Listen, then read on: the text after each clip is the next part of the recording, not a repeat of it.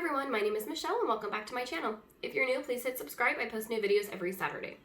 So in today's video, I'm going to be talking about why I had a C-section the first time, why I'm choosing to have a midwife instead of a doctor this time, and also why I'm choosing to take the risk and go for a Vbac. So if you don't know what a Vbac is, it's a vaginal birth after a cesarean or a C-section. So I first want to throw it out there. This is in no way medical advice. I'm not trying to persuade you to say that you should do it this way is best. Definitely listen to your doctor and do what you think is best for your body and your baby. Everyone's body is different, everyone's story is different. This is just my story, my experience, and what I'm going to be doing. So let's jump right into the video. So I'm first going to start off with a little backstory on how my experience was with my doctor and what ended up leading up to me needing a C-section. So a little side note, I work at a medical foundation, and so it's a pretty big place. It has lots of different departments and specialties. And so my insurance is through my employer, and it covers basically anything that's in-house, but it doesn't really cover anything out of that facility.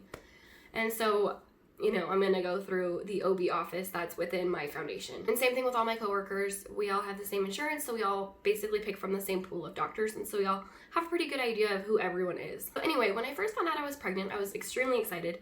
This was my first baby. I wanted to get into the doctor and see the ultrasound right away, of course.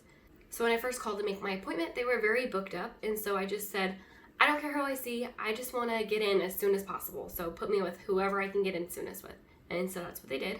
So at 8 weeks, I went in and I saw my doctor for the first time, and I took Roger with me. I made him go to every single doctor's appointment with me, just because this was my first baby, and I thought it was really important that he was there for everything, even though he's done this 5 other times. But because he knew from his other kids, what the experience should be like, he could tell right away that this doctor didn't really care about me or, the mom in general. She just really cared about the money, and she just wanted to do what was best for her. I didn't pick up on that, of course, and I kind of brushed it off when he mentioned it. I didn't think anything of it. So then I went to work. My coworkers at this time already knew that I was pregnant. It kind of got out really early. And so I told them who I was seeing, and everyone told me, oh my gosh, you need to change doctors. She is terrible. She let me go to the hospital because I was anemic, because she didn't pay attention to my blood work. She didn't do this, she didn't do that. You need to switch. And I listened to them to a point. I knew that I probably should switch, but at the same time, I'm like, well, I'm already established with her. Everyone else is pretty booked up. I don't really know who else I should see. So I'm kind of going to just wait it out and just see what happens. What's the worst that could happen? I even had one of the PAs that I work with tell me how terrible she was and that she would never recommend her patients to see her. That probably should have made me realize that I needed to switch, but I just didn't. So fast forward to my 20-week ultrasound. Everything looked great. The only problem was that he was breech, which if you don't know what breech is, it's when your baby is head up instead of head down. And at 20 weeks, that's pretty standard. There's plenty of room for your baby to move, and he has so much time before he needs to flip. So I wasn't concerned, my doctor wasn't concerned, and so we just kind of brushed it off like it was nothing. But me being a first-time mom, I had no idea when he was supposed to flip, what it was going to feel like, what to expect. I didn't know what kind of questions to ask her, and she didn't voluntarily give me any kind of information. She kind of wanted to keep me in the dark. So she never addressed this issue again. She never mentioned it. She never measured my belly. She never said anything about my size, my weight, anything. She just said, how are you feeling? Okay, see you in a couple weeks. Anytime I had any kind of concerns saying, oh, this is happening, all she would say, that's normal. She wouldn't look into it at all. She wouldn't, explain why it's normal. She would just say, it's normal. So, who knows? So by the time I hit 36 weeks, this was the first appointment that she ever measured my belly. So she had me lay down, she took a measuring tape and she measured me and said, you're measuring really small. I'm going to go ahead and schedule an ultrasound and see what's going on. So obviously hearing that, you're going to freak out. What's wrong with my baby? I start Googling low amniotic fluid, what's going on? is this dangerous? So I go in a couple of days later and I get my ultrasound. The tech wouldn't tell me anything, so I had to wait until my next appointment in order to get any kind of information, which is very stressful. So I go into my appointment at 37 weeks and she tells me, your baby is still breech. So she says, we have 2 options. We can schedule your C-section for 39 weeks, which is obviously what she wanted to do. Or she gave me the other option to where I could try an external cephalic version. So obviously me not knowing that a C-section was even in my future, I had no idea. I panicked. And obviously I went with the ECV. I said, yes, let's try that. Let's flip him. Let's do what we can do to flip him. I don't want to have a C-section if I don't have to. And so that's what we did, or tried to do. So if you don't know what an ECV is, or the external cephalic version, where the doctor physically takes their hands on your belly and physically moves the baby to push them towards, the right position. So from head up or wherever they're at to head down in the right cephalic position. So I was paranoid about this. I had no idea what to expect. I had never heard of this before. And so I went on YouTube, of course, and I looked it up, and it seemed to be very painful. You're hooked up to all these monitors. It looks terrifying, seeing your baby moving inside of your belly, being forced. So it was a pretty scary thing. I was terrified going into it.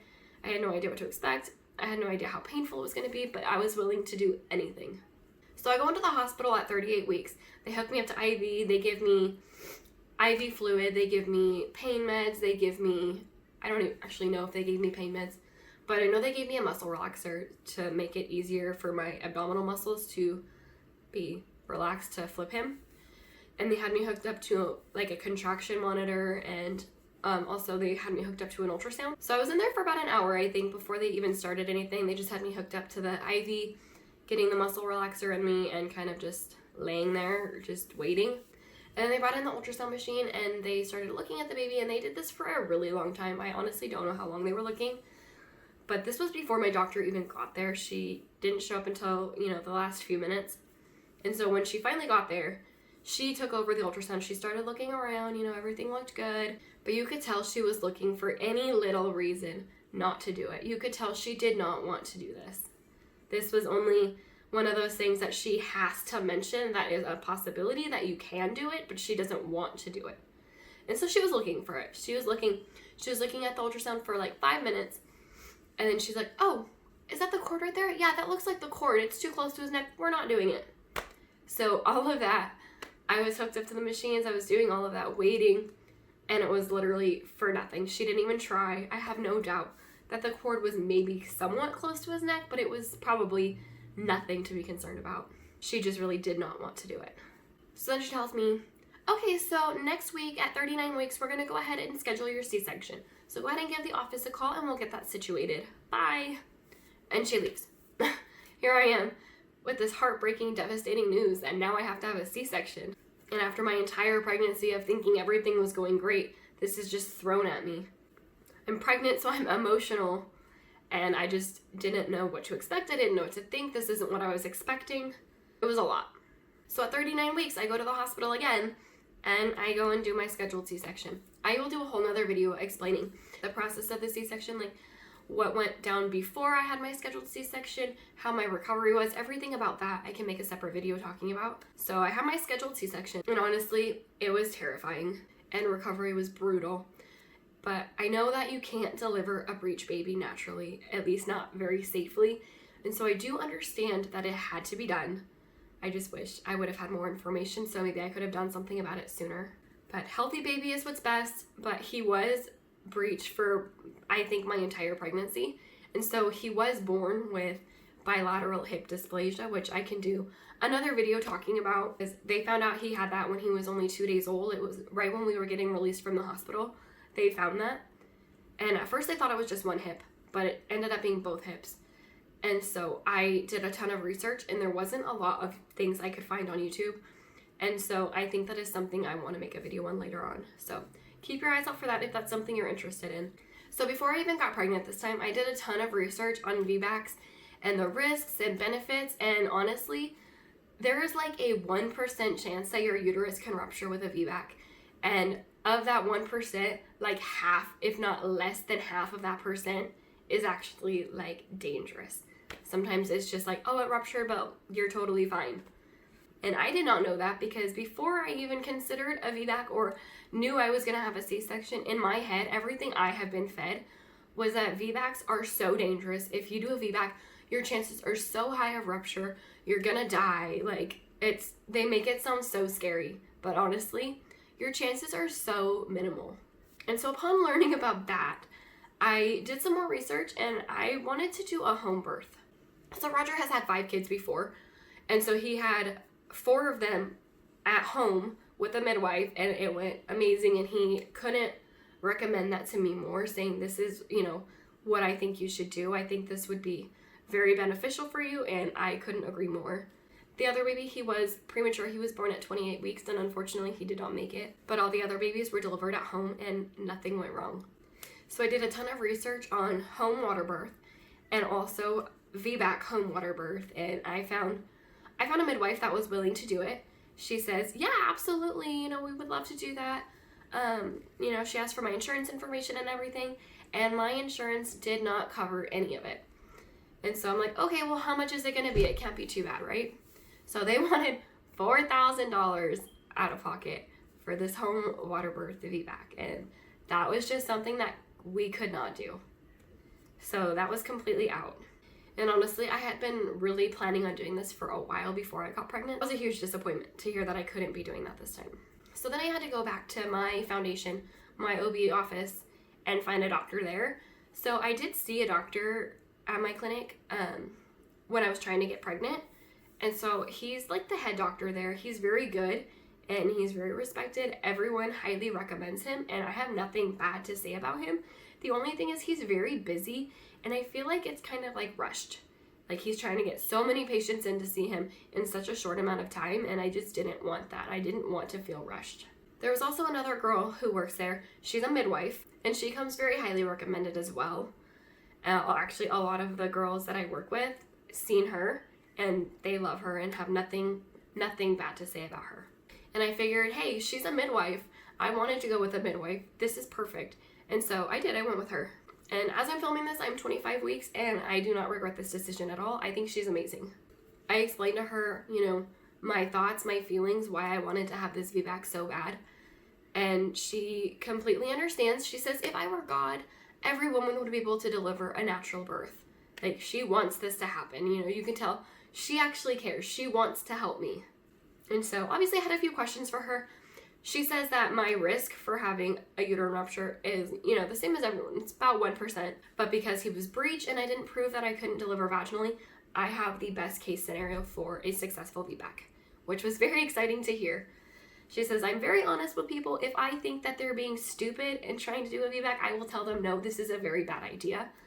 And if it's something like me, then she will completely encourage it and try her very hardest to make sure this happens for me. So one of the things I was concerned about was that because she agrees to give me this Vbac, what if I go into labor and she's not available and I go to the hospital and there's another doctor there and they say, I don't feel like doing a Vbac. That's not something I do. Therefore, we're going to go ahead and take you to the OR. And I was wondering, is that something that could happen? And she said, no. When I go to my 32-week appointment, she's going to have me see the head doctor that I was going to see anyway, that I was debating on seeing. And he's going to go over, the risks, the complications, all that good stuff. And I'm going to sign a waiver saying that I completely understand what I'm getting into and this is my choice. And so that, they're not going to be held liable if something were to happen because I'm fully aware of the risk. And honestly, if it's only a 1% chance that something could go wrong, that is completely a risk that I'm willing to take. So another question I had for her was if she was going to let me go past my due date. I've heard a lot of stories online, on YouTube, on mom forums about them trying to do a Vbac and their doctor wouldn't let them go past 40 weeks. They said, if you go to your due date and you haven't gone into labor yet, we're going to induce you or we're going to just schedule your C-section. But she told me, no, there's no reason to do that. You can go as far as any other pregnant mom could go, which is like 42 weeks. She's like, as long as it's a healthy pregnancy, everything seems to be going good. As long as he's not showing any signs of distress, then there's no reason for me not to be able to go full term and a little bit further, which made me feel a ton better because I do not want to have to get induced if I don't absolutely have to. Especially because I keep hearing, your second delivery is going to be a lot like your first one, for those who have delivered naturally. And with Liam, I had him at 39 weeks via a scheduled C-section, and I never showed any signs of labor. I had no contractions whatsoever. I was 0% dilated, 0% effaced at 39 weeks. So chances are with this baby, it's probably going to be about the same thing. So I have no idea when that would have happened with him, if it would have been at 40 weeks or if it would have been at 42 weeks, or maybe it wouldn't have happened at all. But I was very nervous about that, thinking if I have to go to 40 weeks, like what if my body doesn't go into labor by 40 weeks? So I was very relieved to hear that she was not going to make me do that. She also said that she was going to be monitoring me when I get a little bit further along, just to make sure that he keeps being in the proper position. So at my 20-week ultrasound with this baby, he was head down, which is perfect. Liam was breech at my 20-week ultrasound, so As far as I'm concerned, that's the position that, you know, he was in at 20 weeks, and that's the position he was when I had him. So for this one, maybe it's the same thing. He's in that position at 20 weeks. Maybe he'll stay there. I don't really know. But she's going to monitor him and make sure he stays in that position. So something I didn't ask her, and I will definitely be asking her at my next appointment, is if she would be willing to try the ECV if necessary. I know it's kind of a controversial thing. A lot of doctors don't like doing it. And I mean, it's understandable. It's kind of a dangerous procedure. But also, if it's necessary and if the mom really wants this done, I don't see why not. So I want to talk to her about her thoughts on if it's worth it, if it's necessary, and will she do it if I want her to. So my next pregnancy update, I'm going to do at about 28 weeks, and I'll update you guys on what she says about that. So anyway, thank you guys so much for watching. If you like this video, please give it a thumbs up, and don't forget to hit subscribe so you don't miss out when I post a new video, and I'll see you in the next one. Bye.